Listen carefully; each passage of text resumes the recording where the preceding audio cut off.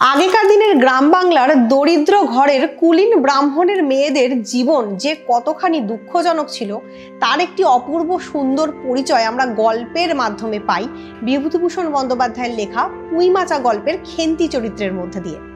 নমস্কার সকলকে, বাণীপীঠ শিক্ষাঙ্গনের উপস্থাপনায় আজকে আমি যে গল্পটি সকলের সামনে উপস্থাপিত করব তার নাম হলো পুঁইমাচা। গল্পটির লেখক বিভূতিভূষণ বন্দ্যোপাধ্যায়।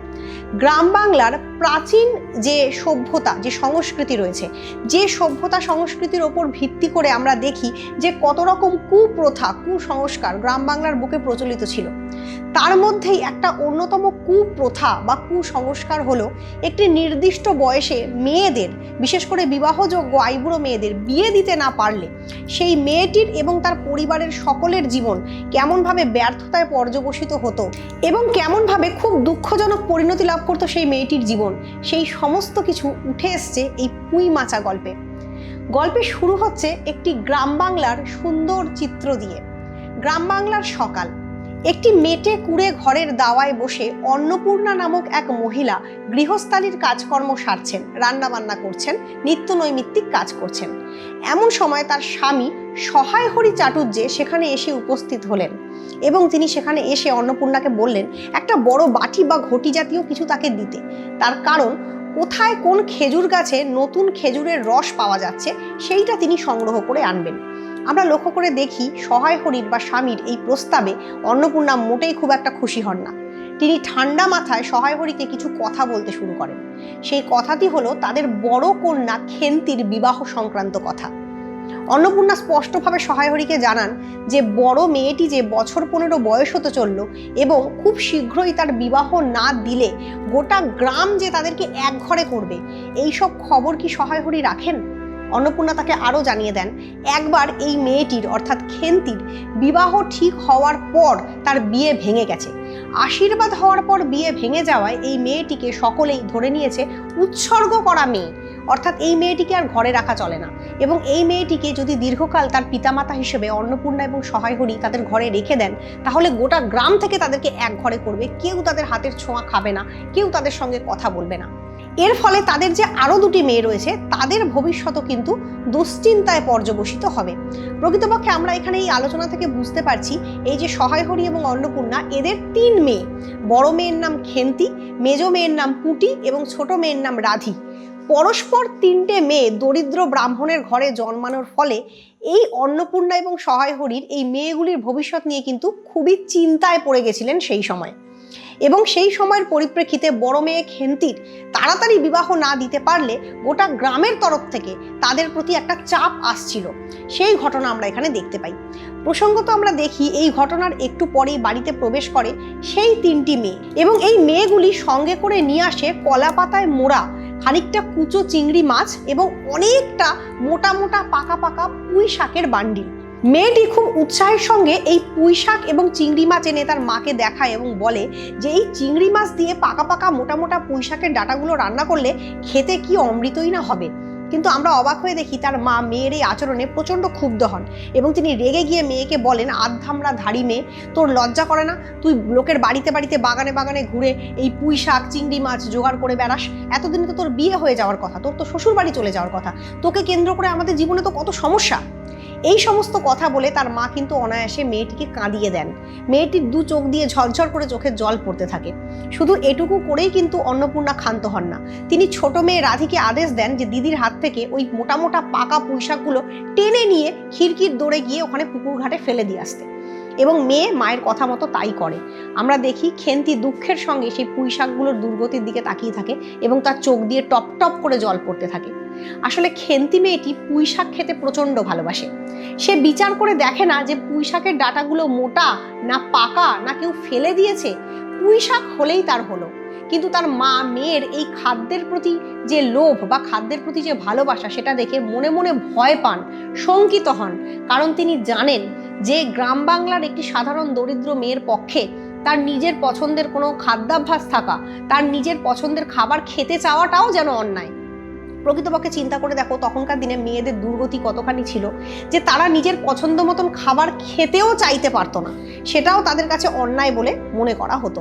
তো তার মা সেই জন্যই বারবার মেয়েকে সাবধান করতে চান, কারণ তিনি জানেন শ্বশুর বাড়িতে খেন্তির এই আচরণগুলোকে কেউ ভালো চোখে গ্রহণ করবে না।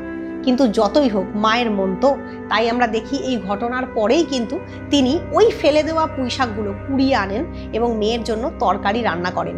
আসলে তিনি জানেন খেতে বসে ভাতের পাতে পুঁইশাকের চচ্চড়ি দেখলে খেন্তি কেমন খুশি হয়ে যাবে, এবং বাস্তবেও তাই হয়।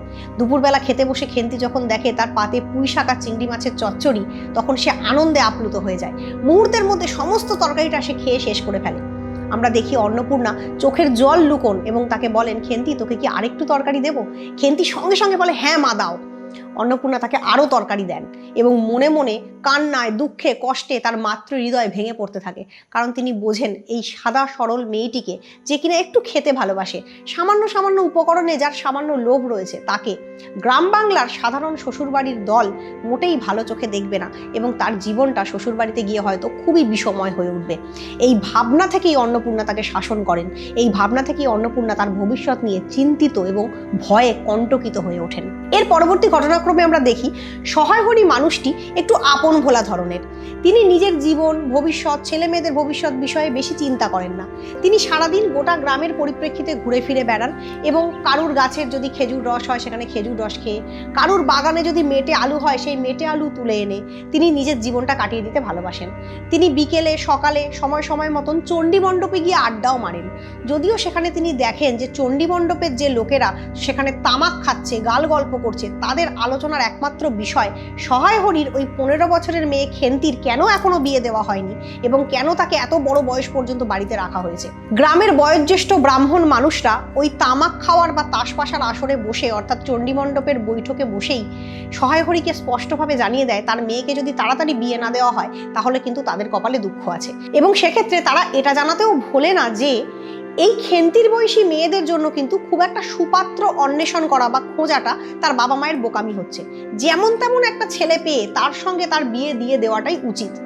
প্রসঙ্গত কালিময় বাবু নামক এক ব্যক্তি তার সম্বন্ধ করে আনা ছেলের সঙ্গে খেন্তির বিয়ে দিতে খুব উদগ্র হয়ে ওঠেন বা খুব চেষ্টা করেন। তো আমরা দেখি এই কালিময় নামক ব্যক্তি যে ছেলেটিকে পছন্দ করে এনেছে খেন্তির সঙ্গে বিয়ে দেবে বলে, সে ছেলেটি একটি চরিত্রহীন লম্পট। নিজের পাড়ারই এক কুম্ভকার বধূর সঙ্গে নোংরামি করতে গিয়ে সে ধরা পড়েছে এবং তাকে বেদম প্রহার করা হয়েছে, অর্থাৎ সে সেই কুম্ভকার বাড়ির সকলের হাত থেকে মার খেয়েছে। এইরকম চরিত্রের ছেলের সঙ্গে আর যাই হোক কোনো বাবা মা তার মেয়ের বিয়ে দিতে চাইবে না। তাই খেন্তিরও বিয়ে এখানে ভেঙে গেছে, সেটাই কালিময় বাবুর রাগ। আমরা দেখছি তখনকার দিনের পরিপ্রেক্ষিতে সমাজে মেয়েদেরকে কতখানি ছোট চোখে দেখা হতো যে তাদের বিয়ে দেওয়ার জন্য যে কোনো পাত্রের হাতে যে কোনো পরিস্থিতিতে তাদের বিয়ে দিতে পারলেই সবাই ব্যস্ত থাকতো। সেখানে কাদের কাছে তাকে বিয়ে দেওয়া হচ্ছে, সেই পরিবারটা মেয়েটির জন্য ভালো কিনা, এই বিষয়গুলো ছিল সম্পূর্ণই অবান্তর। এর পরবর্তী ঘটনাক্রমে আমরা দেখি খেন্তির বয়স ধীরে ধীরে প্রায় 15-এ পড়ছে, কিন্তু তার বাবা মা এখনো পর্যন্ত গ্রামের সকলকে বলে রেখেছে যে তার বয়স 13। কিন্তু গ্রামের লোকেদের ভাষায় 13তে আর 16তে খুব একটা পার্থক্য নেই। এদিকে খেন্তি দিনে দিনে একটি পল্লবিত কচি গাছের মতন বেড়ে উঠছে। ঠিক যেমন কোনো পুঁই ডাঁটা বা পুঁই শাক একটি মাচা পেলে, একটুখানি মাটি পেলে খুব লাবণ্য নিয়ে বেড়ে ওঠে, তরতর করে বেড়ে ওঠে, সে পত্রে পুষ্পে ছড়িয়ে পড়ে, নিজেকে বিকশিত করে দেয়, প্রচুর ডালপালা বেরিয়ে আসে। আমরা দেখি খেন্তিও সেই রকম। তার বয়স আন্দাজে সে বেশ খানিকটা স্বাস্থ্যবতী। তার ডাগর বড় বড় দুটো চোখ, সবসময় মায়াতে দয়াতে জলে পরিপূর্ণ। খেন্তি খুব ভালো মনের একটি মেয়ে, কিন্তু তার এই ভালো মনের পরিচয় তার শ্বশুরবাড়ির লোকরা কি আদৌ খুঁজে পাবে?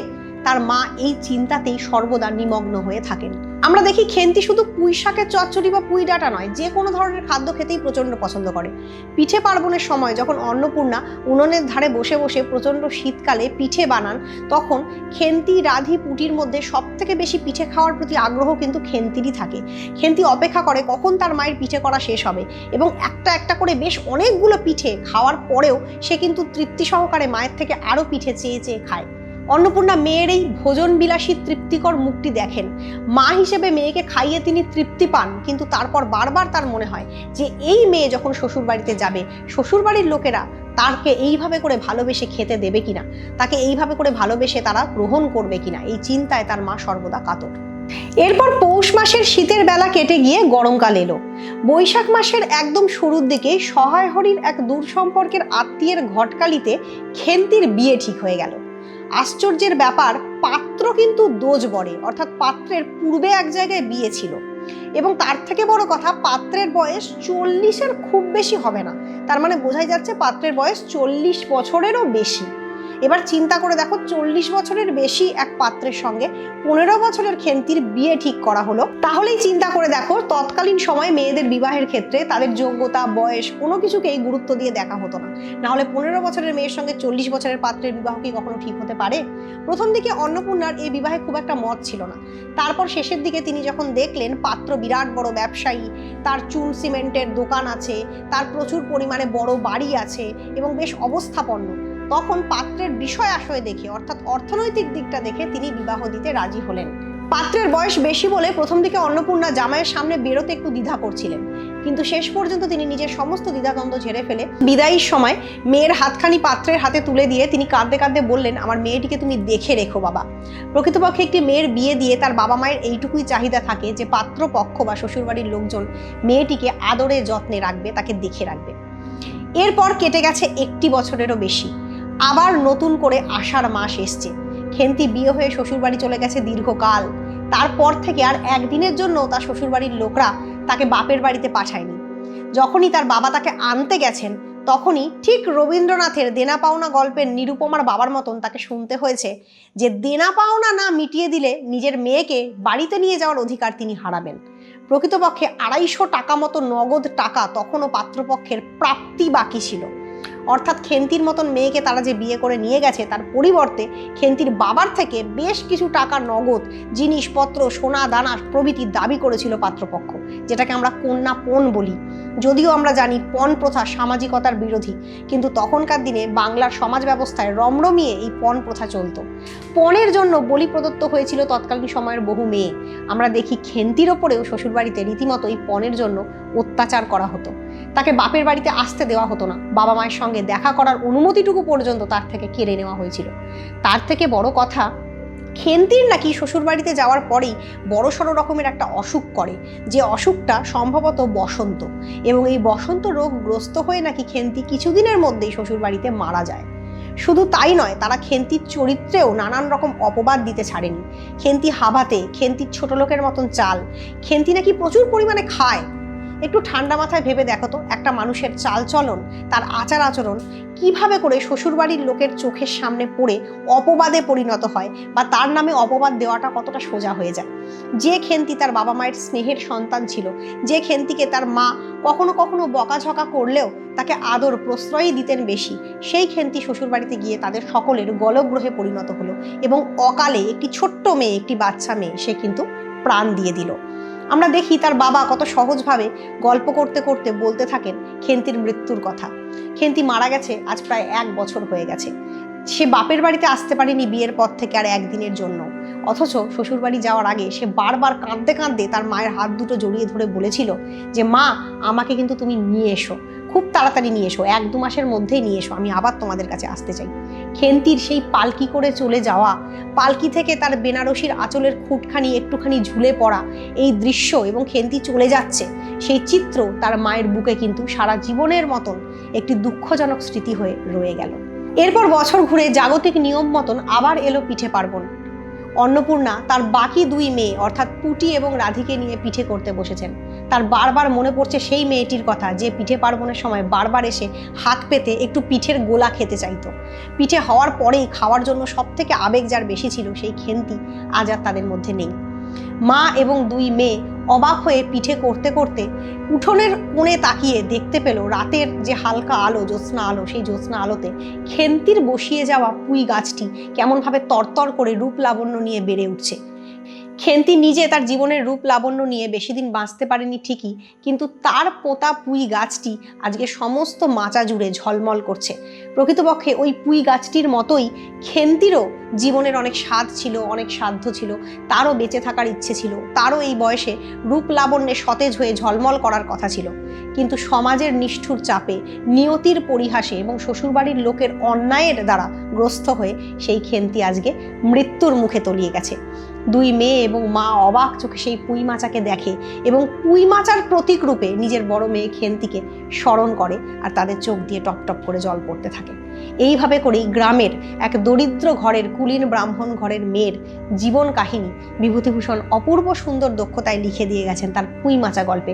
যে গল্পটা শুধুমাত্র একটা ছোট গল্প মাত্র নয়, এই গল্পটা সমাজের মেয়েদের অত্যাচারের বঞ্চনার বাস্তব জীবন দলিল। যেভাবে মেয়েরা চিরকাল সমাজে লাঞ্ছিত হয়েছে, বঞ্চিত হয়েছে, তার বাস্তব চিত্র আমরা এই গল্পের মাধ্যমে দেখতে পাই। অপূর্ব সুন্দর এই গল্পটির আলোচনা কেমন লাগলো অবশ্যই কমেন্ট করে জানাও। বাণীপীঠ শিক্ষাঙ্গনের উপস্থাপনায় এই ধরনের আলোচনা কেমন লাগছে সেটা কমেন্ট করে জানাও। লাইক এবং সাবস্ক্রাইব করে আমাদের পাশে থাকো, আর অবশ্যই যুক্ত থাকো বাণীপীঠ শিক্ষাঙ্গনের সঙ্গে বাংলা সাহিত্য সংক্রান্ত এরকম নানান রকম আলোচনা দেখার জন্য। আজকের আলোচনা এখানেই শেষ করছি। নমস্কার।